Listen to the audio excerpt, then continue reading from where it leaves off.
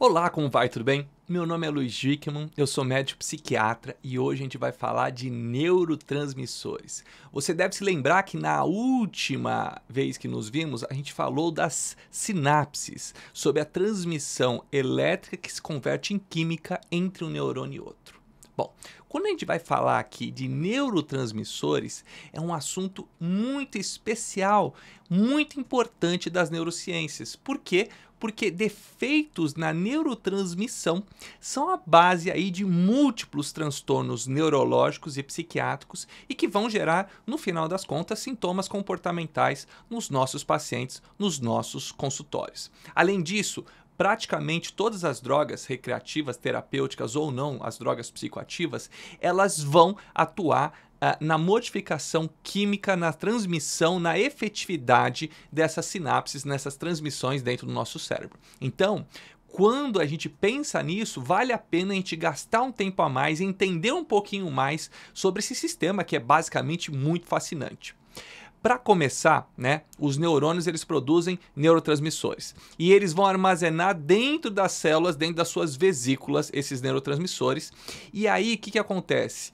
Quando chega um estímulo, um potencial de ação, um estímulo elétrico, o que acontece? No terminal do neurônio, ele vai liberar esse neurotransmissor. Então, esse potencial, ele causa uma mudança, na membrana, e aí ele vai fazendo com que aquela substância química seja derramada ali na fenda sináptica, que é aquele espacinho entre um neurônio e outro, entre o neurônio pré-sináptico e o neurônio pós-sináptico, e aí o neurotransmissor, ele vai fazer o quê? Como se fosse uma chave fechadura, ele vai aclopar a chave na fechadura. E isso, porca-parafuso, você pode chamar, tem outros nomes também, como vocês quiserem, Então, a substância ela é liberada do primeiro neurônio, pré-sináptico, ela cai naquele espaço sináptico e aí vai ligar no neurônio seguinte, que é o neurônio pós-sináptico. E aí o que acontece? Essa ligação vai promover uma cascata de eventos complicados com vários nomes, segundos, terceiros, quarto mensageiros.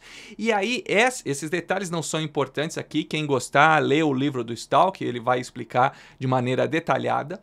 E aí isso vai fazer com que tenha uma modificação molecular genética, na transmissão genética, na expressão dos genes, no DNA, etc. Então, essa cascata complexa, ela leva um tempo para produzir essas respostas biológicas, Então, são segundos as primeiras respostas, até horas e dias, para chegar lá na transmissão genética, na mudança da transmissão, no que vai virar RNA, vai se transformar em proteína ou não.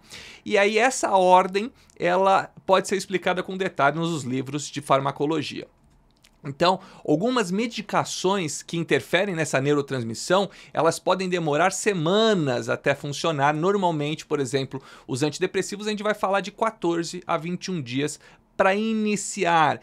E isso faz com que a gente entenda o porquê que alguns tratamentos demoram mais do que outros para funcionar. Por exemplo, um calmante, um benzodiazepínico, um atuador onde atua no GABA, no ácido gama-aminobutírico, pode atuar em segundos, minutos, segundos eu exagerei, alguns minutos para gerar um estímulo, um alívio daqueles sintomas ansiosos, enquanto os antidepressivos vão demorar semanas para funcionar.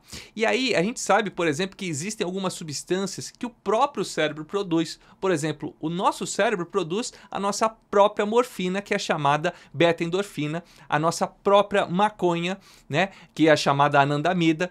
Então, esses receptores no cérebro já estão preparados para essa substância que o nosso próprio cérebro produz. E ele produz, inclusive, antidepressivos, ansiolíticos, alucinógenos, tudo isso está na conformação do nosso próprio cérebro. E as medicações que a gente tem, muitas vezes, elas vão imitar esse efeito dos neurotransmissores que existem na gente. Um exemplo famoso aí é a morfina, que era utilizada antes, a gente saber que era a própria produção, desse remédio natural para dor, da endorfina, a gente usava a morfina que no final das contas está simulando o efeito da nossa beta-endorfina.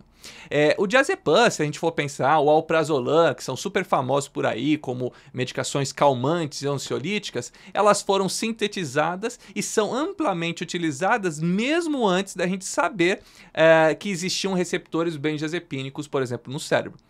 Isso é um mundo fascinante, isso vale muito a pena a gente gastar nosso tempo para entender esse mecanismo, para entender onde estão as falhas desses funcionamentos em alguns pacientes e para tentar melhorar a prescrição dos nossos pacientes e entender melhor o que eles precisam para adequar os seus tratamentos e aliviarem os sintomas, enquanto a gente vai fazendo a outra parte tão importante quanto, que é a psicoterapia para melhora dos sintomas. Então, nos próximos vídeos a gente vai explorar aí cada um desses neurotransmissores no campo da psicofarmacologia para você sair daqui bastante afiado nesse conhecimento de neurociências, tá bom? Um grande abraço e vejo você no próximo vídeo. Até mais!